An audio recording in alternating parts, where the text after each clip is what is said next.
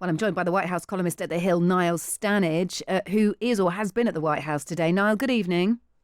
Hey, Kate, how are you? Very well, thank you very much. That the defiance of Caroline Levitt. And I note that Donald Trump has just truth socialed, if that's the way to put it. Jeffrey Epstein hoax is a trap, very much echoing the words of his press secretary. It's a trap set by the Democrats. Only a very bad or stupid Republican would fall into that trap, he says in his post on Truth Social. There should be no deflections to Epstein or anything else, and any Republicans involved should be focused only on opening up our country and fixing the massive damage caused by the Democrats. So he's laying into members of the House Oversight Committee who are Republicans there, is he? I think what he's really trying to do is keep Republicans on message, because the whole Epstein matter, Kate, has caused quite a lot of discontent within Trump's own base. It's unusual in terms of controversies pertaining to him in that respect. Whatever he wants to say about it, this is not just something that disconcerts Democrats or that only Democrats care about. We've seen at every step of this process, Republicans being concerned about whether something is being withheld. In fact, not to get too deep into the weeds, but there's a Democratic Congresswoman-elect who still hasn't been sworn in, and the suspicion there is because she and the Democrats could join with a handful of Republicans to force a full release of the Epstein files. Oh, okay. All right. Gosh, the story continues. So we've got, 20-odd thousand pages of documents. And the email. I'm just trying to find the email exchange now. Actually, the exact words of it, but it does very much intimate that Donald Trump spent hours in the company of one of Jeffrey Epstein's victims. That is what it seems to say. Have we seen anything else of these documents? Because they're being waded through, sort of as we speak, aren't they? Yeah, so just so we're clear on this, there were initially a much smaller number of emails released by Democrats on this committee. Republicans, who are by and large charging Democrats with selectively releasing those documents, have now released a far larger tranche of emails.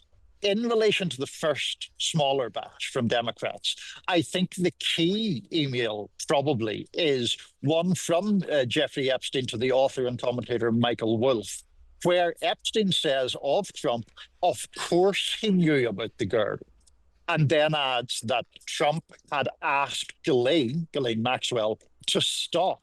Now, it's not exactly explicitly clear what Trump purportedly stopped Maxwell from doing, but that mere sentence, of course he knew about the girls, is about as bad as it could get at this stage for Donald Trump. I mean, if you're president of the United States, it is self-evidently a very, very bad thing indeed when a notorious sexual predator is saying that you knew about the girls, however you wish to interpret that remark.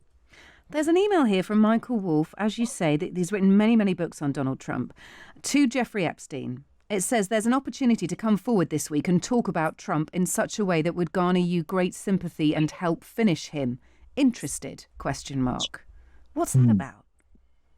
Well, I mean, we are surmising, of course, to some degree, but as I read that exchange, it's Wolff suggesting, or seeming to me to suggest, that Epstein should come forward with some criticism of Trump or some bad information about Trump to, at the time, Trump was, obviously inside, this is before Trump, clearly before Trump's second term, he's suggesting that Epstein could in some way elicit political sympathy if Epstein, came out more strongly against Trump or said something more damning against Trump. That, I stress, Kate, is my interpretation. Yeah. These are casual emails, and so we are having to surmise the meaning in quite a few instances. Yeah. There is as well an email dating from March 2011. It's a request from BBC Radio 4's Today programme to Jeffrey Epstein's attorney for an interview with Epstein about stories which are circulating, however inaccurately, about both him and Prince Andrew, the Duke of York. It's forwarded on to Jeffrey Epstein, who forwards it on to Peter Mandelson. No, replies Mandelson. In September, Mandelson said he continued to feel utterly awful about my association with Epstein. This is in September of this year. So you can see that he was asking advice of the now former US ambassador, Peter Mandelson, as well. And there is a line here as well that Epstein appears to confirm that Andrew Mountbatten Windsor had his picture taken with Virginia Giuffre. That is what one of the files newly released today suggests, claims several of his staff had their picture taken with the former Duke. And go on, Niall, because you've probably taken a better look at that than me. No, to the contrary, I was just going to say you're bringing news to me because I think that is obviously this larger second tranche of emails. I'd just say in passing, and you and your listeners, of course, know this, Kate, but if Epstein confirms that that photo of Virginia Giuffre with Andrew is real, that would then run counter to what Andrew was suggesting in the now infamous BBC interview with Emily Maitlis, where he implied at least that that photo was fake, did he not? Yeah, yes. And just another line from Caroline Levitt today, addressing the White House press corps, said that Trump's billion-dollar legal threat against the BBC will stand. She's accused the BBC of being a leftist propaganda machine. She has, yes. The first question at today's press briefing, which I was at, was from GB News, which is highly unusual. They had the so-called new media seat. They basically presented Caroline Levitt with an opportunity to have a pop at the BBC, which she took with some eagerness. But yes, of course, she mentioned that legal threat and suggested that it would go on and characterise the BBC in the manner that you're referring. She did pour some cold water on the idea that it would affect relations between President Trump and Keir Starmer, if I recall. Well, that's good, at least. Niall Stanage, always great to speak to you, Niall. Thank you. White House columnist at The Hill. Great to speak to you. Did the president ever spend hours at Jeffrey Epstein's house with a victim? These emails prove absolutely nothing other than the fact that President Trump did nothing wrong. And what President Trump has always said is that he was from Palm Beach, and so was Jeffrey Epstein. Jeffrey Epstein was a member at Mar-a-Lago until President Trump kicked him out because Jeffrey Epstein was a pedophile and he was a creep. And this email you refer to with the name of a victim that was unredacted now and has since been reported on in this room, so I will go ahead and say it, Virginia Giuffre. And it was CBS's own reporting, Ouija, that recently wrote that Miss Giuffre maintained, and God rest her soul, that she maintained that there was nothing inappropriate she ever witnessed, that President Trump was always extremely professional and friendly to her.